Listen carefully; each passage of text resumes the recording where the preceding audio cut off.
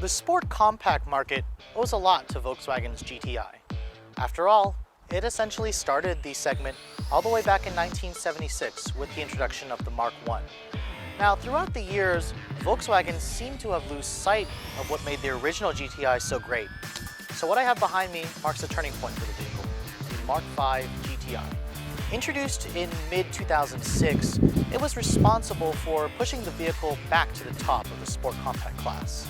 What were some of those reasons? Let's find out.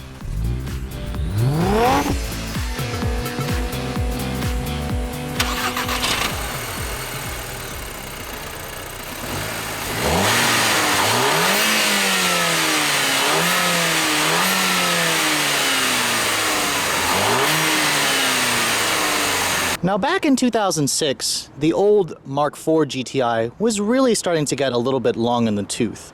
That all changed with the introduction of this model. It actually came in the spring of 2006. So in 2006, you could buy the Mark IV and the Mark V alongside. Of course, you know, the Mark IVs were being severely discounted versus these ones. Now, the GTI, what you basically need to know about it, it's the original hot hatch. I mean, back in 2006, its main competitor was the Civic Si. You had, I believe you had the Cobalt SS. You had the Evo. There was no Speed 3 out yet. The Speed 3 actually came, I believe, in 07. So the GTI was essentially, you know, one of the few ones you could buy. Now, it's available in mostly two trims. The Autobahn package necessarily wasn't a trim, it was just a package. And then there was the 2 and the 4-door. The 4-door was actually introduced in 2007. When this model came out in 06, it was just a 2-door. GTIs have usually always been 2 doors. You can see those 17-inch wheels actually come standard on the vehicle. And they're the same wheels that are on the Mark VI for 2010. There is the available 18-inch Detroit wheels. That's probably the wheel design that you see most often on the GTI.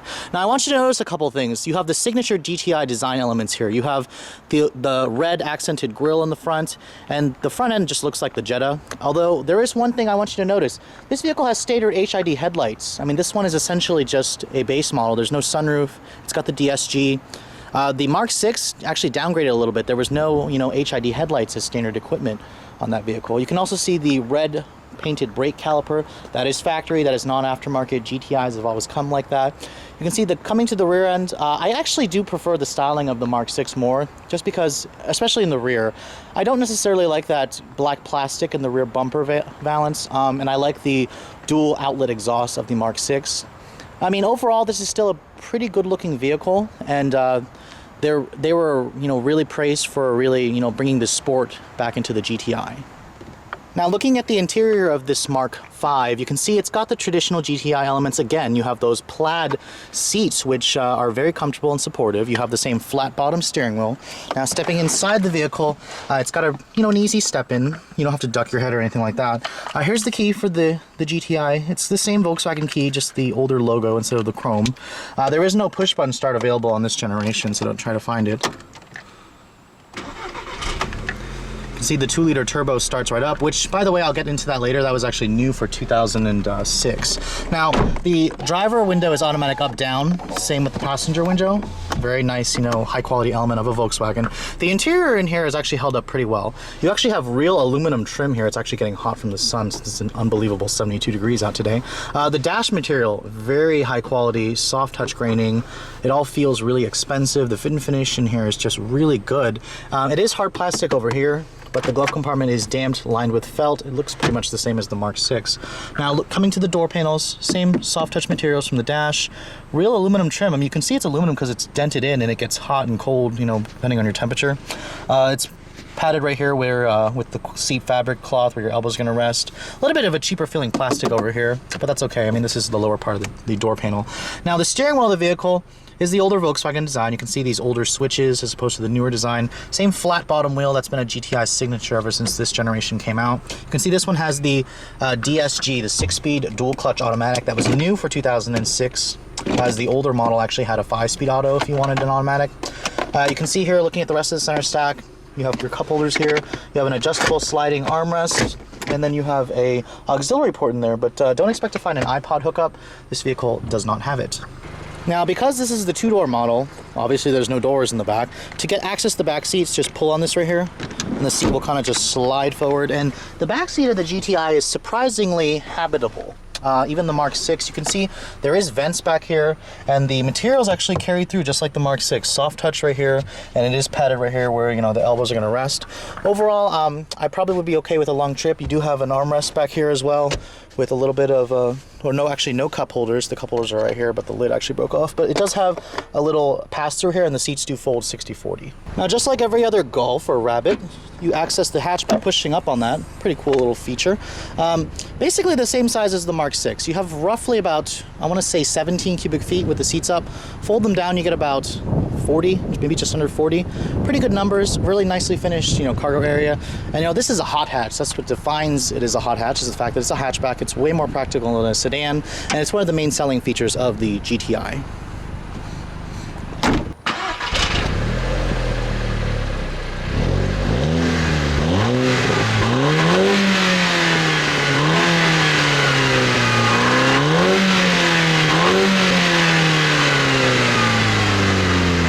Now, coming under the hood, you would actually think that we'd find the same motor that's in current Volkswagen products, but this engine is actually a little different.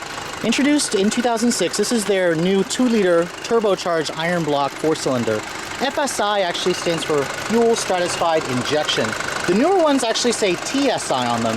What's the difference? Well, TSI stands for Twin Charger Stratified Injection.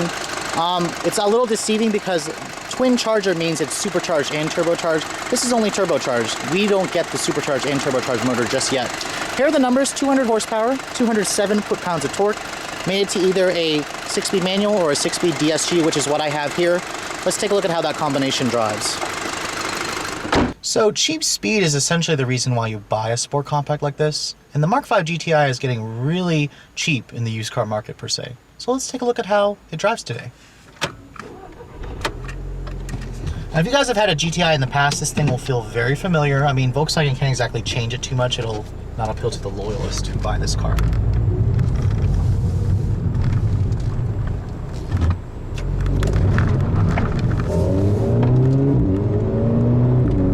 Now, this one actually has the DSG transmission, which is not necessarily how I would buy it, just because I'm a purist. I prefer a 6-speed manual.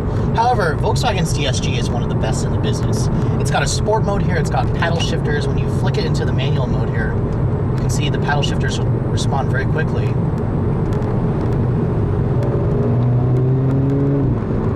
And the vehicle itself just makes a really nice burp noise when you shift the gears. It puts a really big smile on your face. That's the one thing about the GTI, is they've always put big smiles on your face. Now, the ride quality of the GTI is supposedly one of the better in the class. It's not as harsh riding as per se like a Mazda Speed 3, a Civic Si, but at the same time, it's still relatively firm. The steering has a lot of feedback. It offers a pretty good amount of grip as well. This is just one fun vehicle to toss around. You can see it's got plenty of power when you give it the boot. This thing really just knows how to, you know, edge you on to go faster. That's essentially what sport compacts are supposed to do in this segment. Now, this particular example does have the smaller 17-inch wheels, but it still has a tight turning radius, thankfully.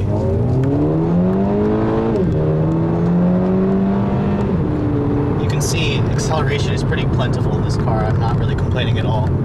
It still will put a smile on my face, although I probably would have a little bit more fun with the manual. But, you know, if you guys are stuck in traffic all the time, I can't fault you for choosing the DSG. Those burp sounds, though, are pretty much hugely addicting, and I probably would use the manual mode quite often just to hear that engine make that noise. Anyways, in terms of, you know, everyday drivability, the seats are pretty comfortable. That's the one thing about GTIs, is they're very comfortable seats. They hug you in place. The plaid looks interesting. I think it looks cool, but some people may not like it.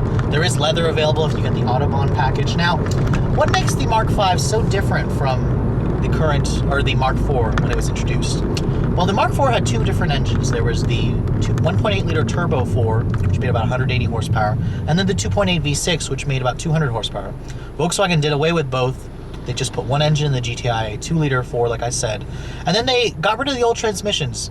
The 1.8 Turbo had either a 5-speed manual or 5-speed automatic, while the VR6 had the 6-speed manual. They did away with both those choices, and they got the 6-speed manual and the 6-speed DSG. That was the first time that Volkswagen brought the DSG to the United States for the GTI.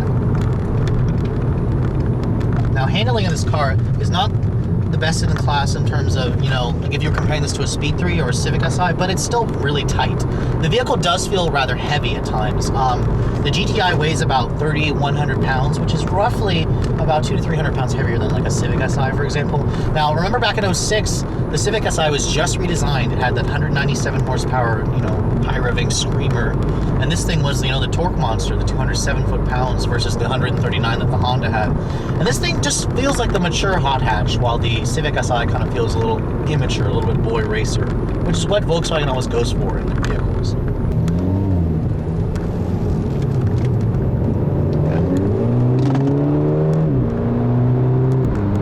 So how does this car compare with the Mark 6 GTI that I drive occasionally?